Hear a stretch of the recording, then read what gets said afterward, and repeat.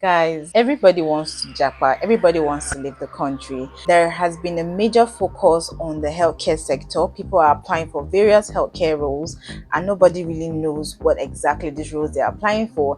And then there are many people that come to the UK and at the end of the day, they're like, what have I signed up for? What I'm going to do today is to be telling you guys the differences between various healthcare posts people have been recently applying for. And I'm going to be talking about domiciliary carers, I'm going to be talking about support workers, I'm going to be talking about care assistants and senior care assistants today.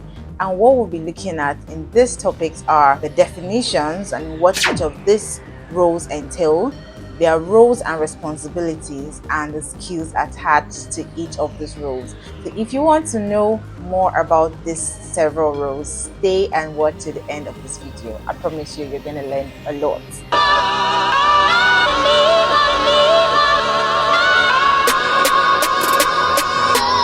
Hello guys, and welcome back to my channel. Now if you just see me for the first time, then it means that you're new to this channel. Thank you very much for clicking on this video. You guys are welcome.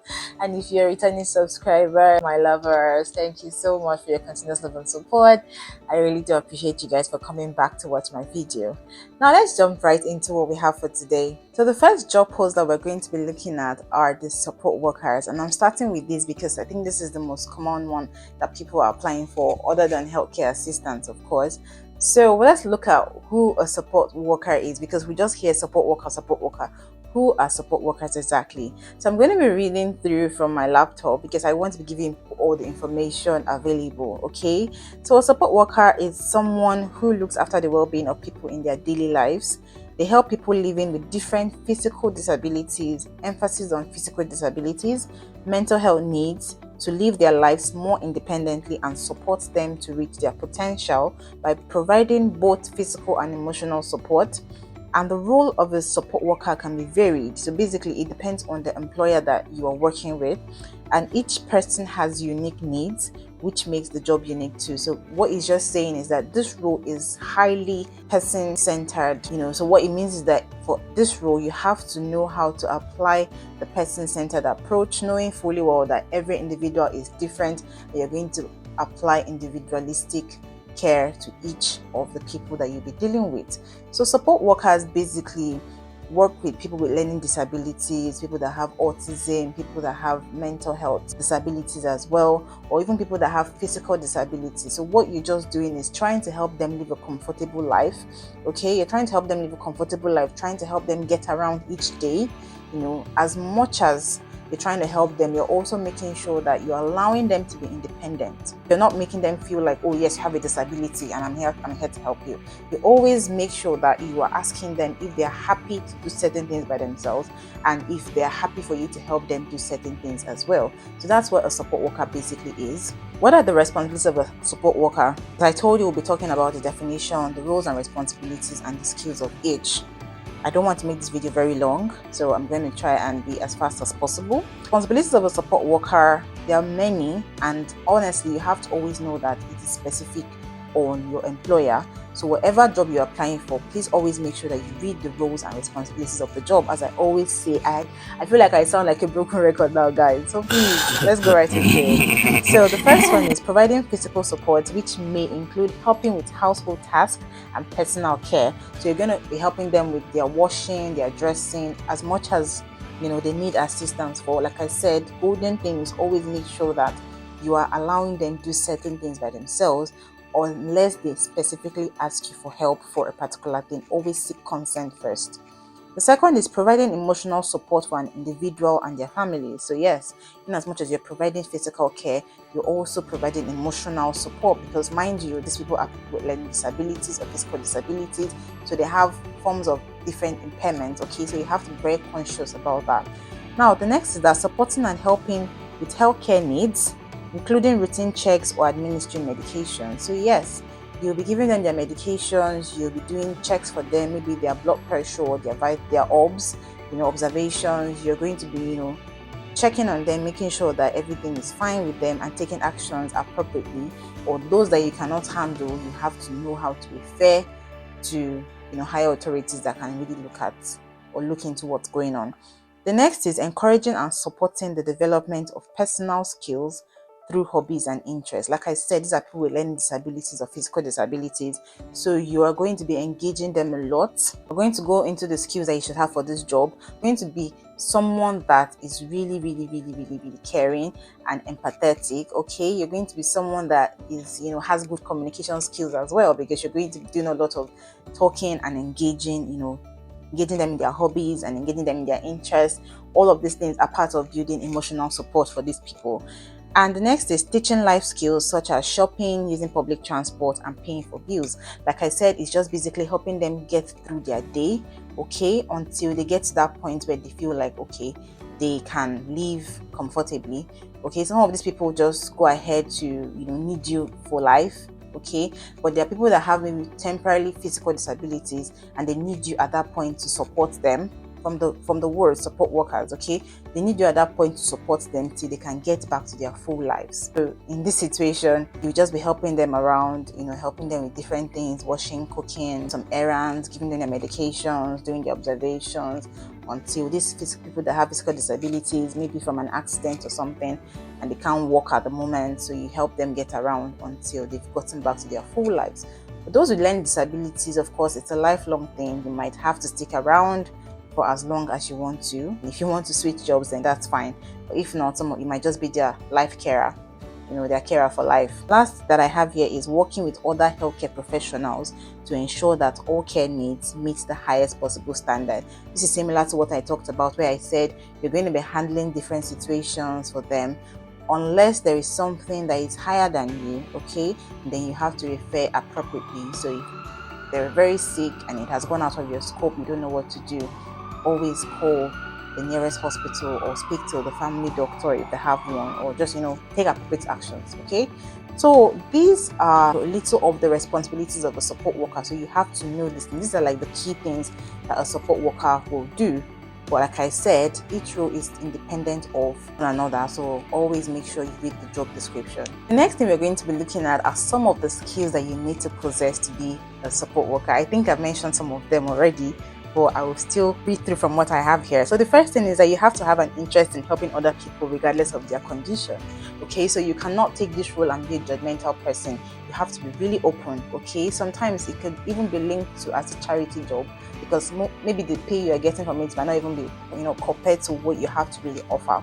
Okay, so that's why I said you have to be empathetic. You have to be an empathetic person. You have to have the ability to communicate clearly and sensitively when talking to people and their families. Of course, these people are already having issues, so they're going to be very sensitive. They'll probably take things more personally, so you have to be very sensitive with how you talk and how you share information as well. You have to have good listening skills. You have to have a great problem solving skill and the ability to adapt and act accordingly to situations. You have to have good time management skills to be able to support the needs of multiple people, because of course it might not just be one person that you'll be taking care of. You might have several clients to attend to.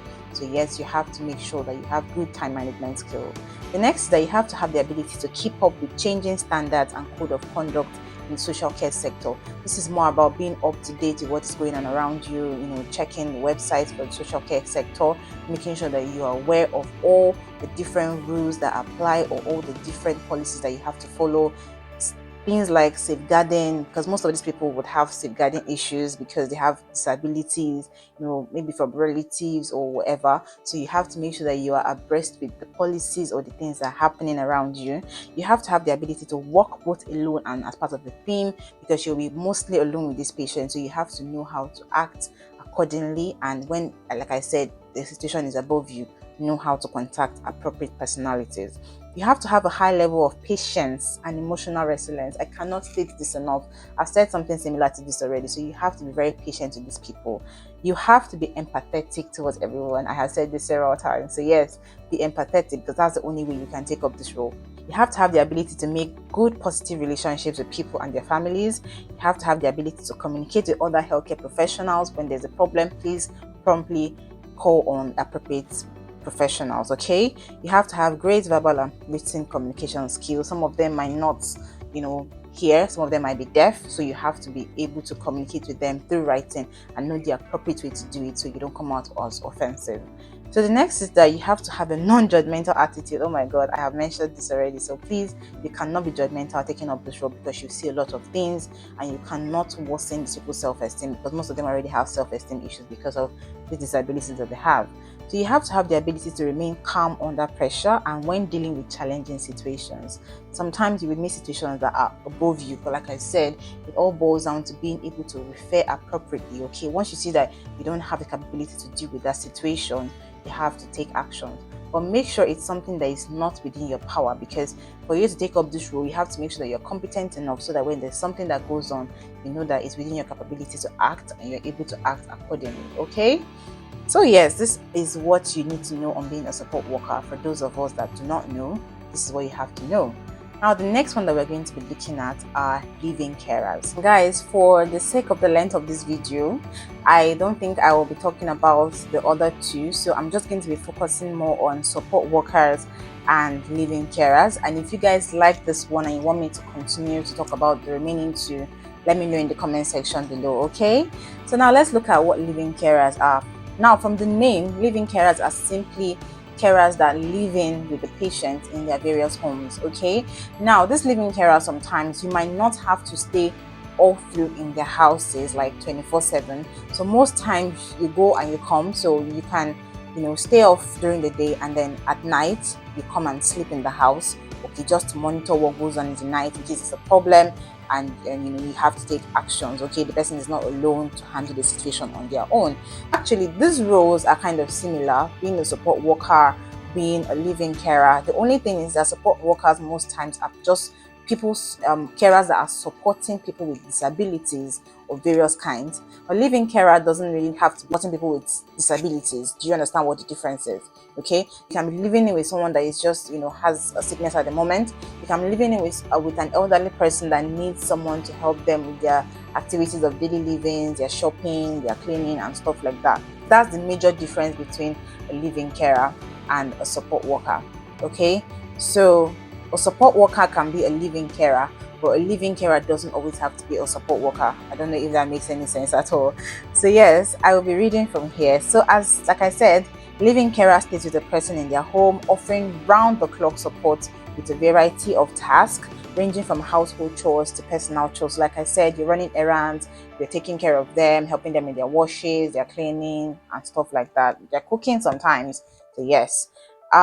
Essentially, the purpose of living carer work jobs is to support people to live an independently as possible life and lightening the load when it becomes too heavy. So yes, most of them can actually do stores for themselves, like I said, but you have to just be supporting them or helping them with one thing or the other wherever they need the help.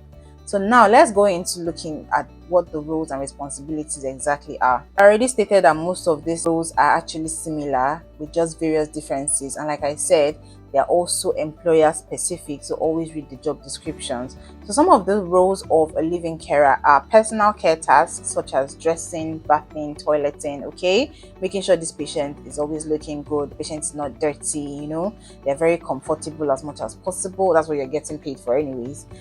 Cooking meals, like I said, okay, you're going to help them cook sometimes.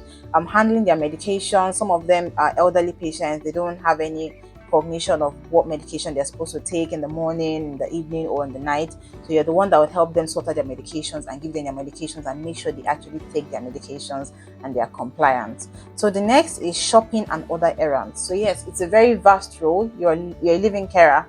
Okay, so what I will call this in my from my home country is like you're going to be like a house help, or like a glorified house help, okay? But don't see it like that. Don't see it that way. I'm not trying to make it sound offensive, okay? I'm just trying to explain that you're going to have to be someone that is very down to earth to take up this particular role, because you're going to do a lot.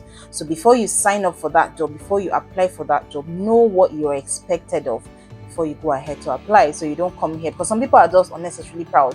Then they come and say, how can I be doing this, how can I be doing that? The money that they are paying is way more than the money that you're earning working your 9-to-5 job in your home country. Just know that eventually. Okay, so the next is mobility assistance. So like I said, most of them are elderly, they use walking aids, Zimmer frame, walking sticks. So what you do basically is help them get around with their mobility. Okay, some of them are paralyzed, maybe they had stroke or something, and they're not able to get around, so you have to just help them onto their wheelchair, blah blah blah, and just help them in mobility.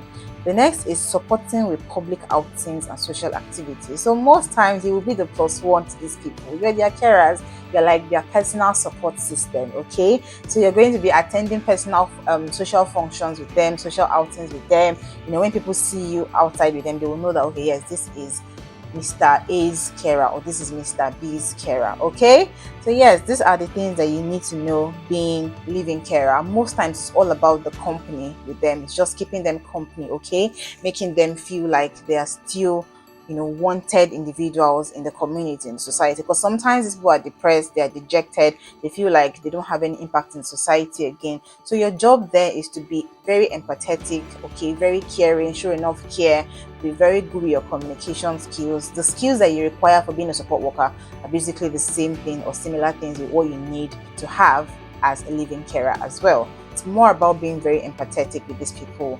It's more about being very, very vocal, okay, in a very positive way, please.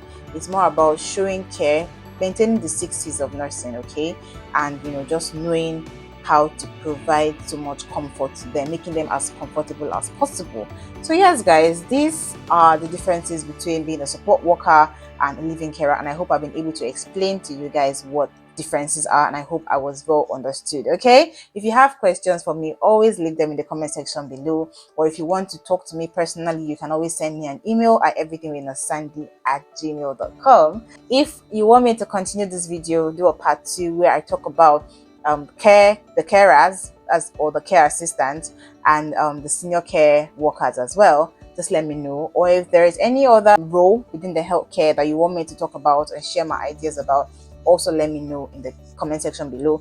And if I don't have much idea on it, I will be happy to make my research and come and give you guys the update, as you know.